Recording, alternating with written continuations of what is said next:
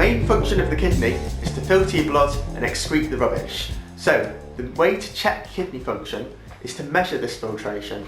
Since the bits that do the filtering are the glomeruli, the bundles of capillary full of high pressure blood squeezing stuff out, we call it the glomerular filtration rate, or GFR, and it's the primary measure of kidney function. If you want to measure the GFR, you need to infuse some substance into your patient and then see how quickly it's cleared from the patient's blood.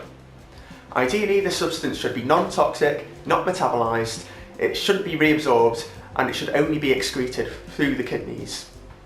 The gold standard is inulin, and some radioisotopes can also be used.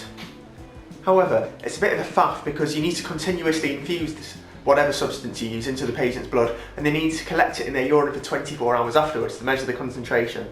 So if you want to measure the patient's GFR at all regularly and in routine clinical practice, this method isn't practical. We need to measure something endogenous, that is, something that's produced by our own bodies. Our chosen test is serum creatinine, which is a product of muscle metabolism. As you can see from this graph, serum creatinine correlates well with GFR, but the relationship is not linear. The upper normal limit of serum creatinine is usually considered to be around 120, but look, by the time serum creatinine is even a little bit raised above this, you've already lost 50% of your kidney function. People often forget this, so rather than use serum creatinine alone, we calculated and estimated the glomerular filtration rate based on this creatinine curve, the eGFR. It should be automatically calculated for you using the CKD-EPI formula, and it's the first number you should look at when you're assessing a patient's kidney function. The second number you should look at is of course the serum creatinine, because there are things that can change the creatinine and therefore alter your eGFR. Because creatinine is a product of muscle metabolism, if you have a low muscle mass, you will also have a lower creatinine.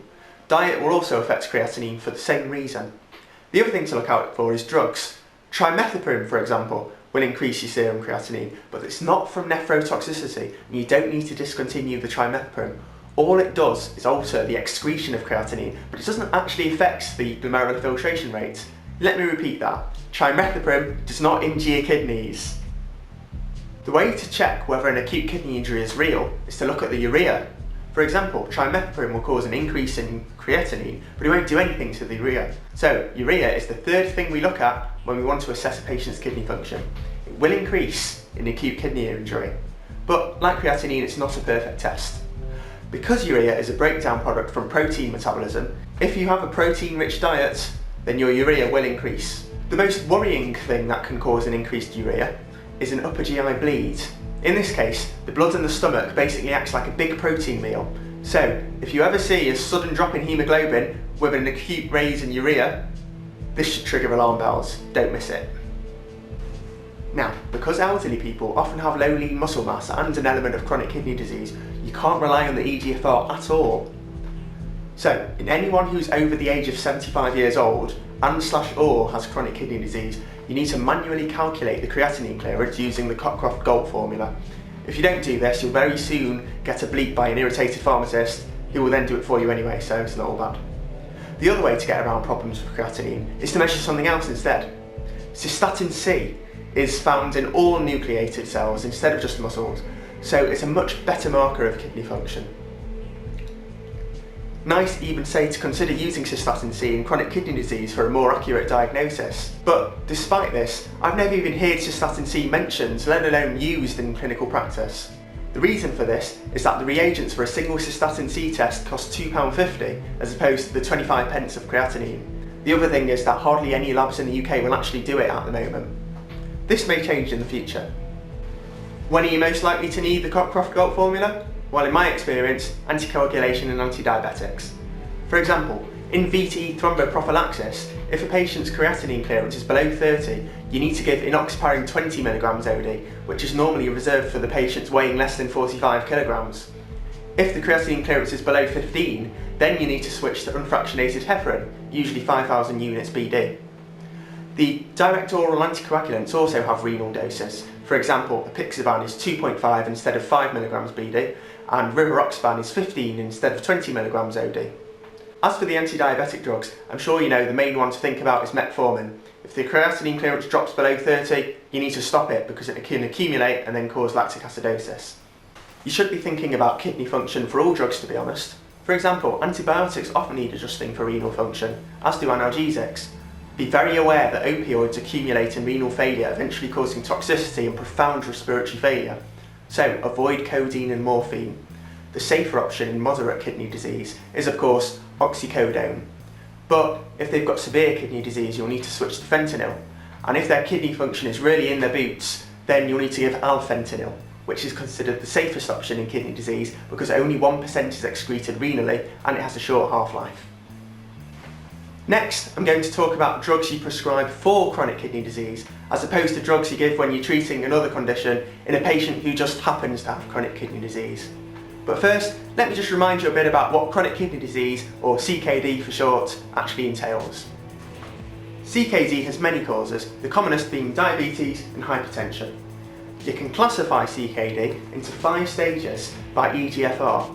You can subclassify by albumin-creatinine ratio, or ACR. Remember that in these patients, microalbuminuria is a predictor of bad outcomes. It's important to note that having a bit of a low eGFR doesn't mean you have chronic kidney disease. eGFR decreases gradually over time anyway as part of the normal ageing process. The older you are, the worse your kidneys. To be diagnosed with chronic kidney disease, you need to have an eGFR above 60 and/or proteinuria for at least 3 months. So you might ask, what about chronic kidney disease stages 1 and 2? According to that classification system, they have eGFRs above 60.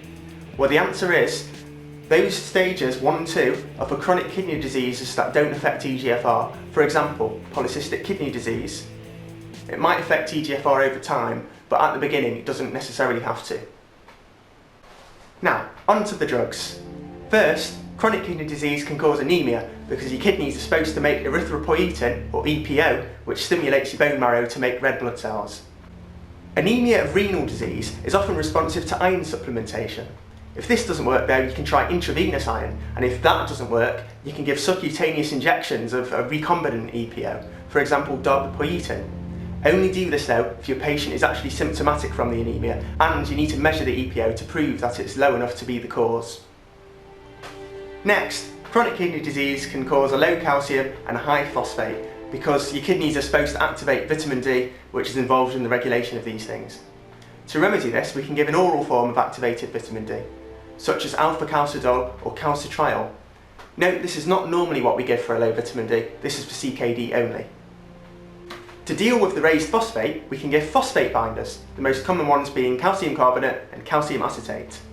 If the patient has been hypocalcaemic for some time though, their parathyroid glands will have irreversibly hypertrophied and their secondary hyperparathyroidism will have turned into tertiary hyperparathyroidism.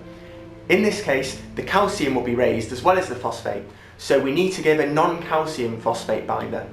The most common ones are sevelamer and lanthanum. Of course, since this tertiary hyperparathyroidism is irreversible, the only way you can definitively treat it is by cutting out the parathyroid glands. Look for the telltale parathyroidectomy scar. 2 last drugs to mention. First, patients with CKD often have a metabolic acidosis, so they'll be on a regular sodium bicarbonate prescription. Second, patients with CKD are usually on an ACE inhibitor because ACE inhibitors are renoprotective in the absence of acute hypoperfusion. Obviously, don't give ACE inhibitors to anyone with an acute kidney injury. That about wraps it up for renal function and renal prescribing. So, any questions, leave them in the comments and I'll get back to you.